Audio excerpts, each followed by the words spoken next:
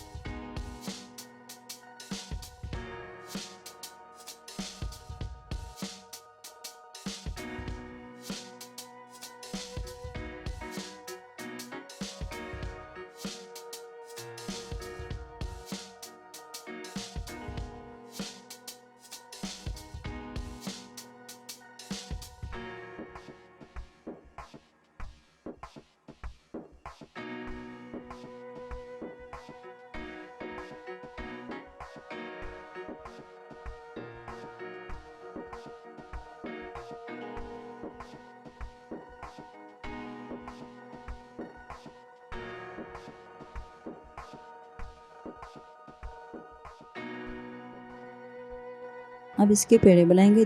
पेड़े वैसे ही बनाएंगे जैसे हम घर की रोटी के लिए बनाते हैं।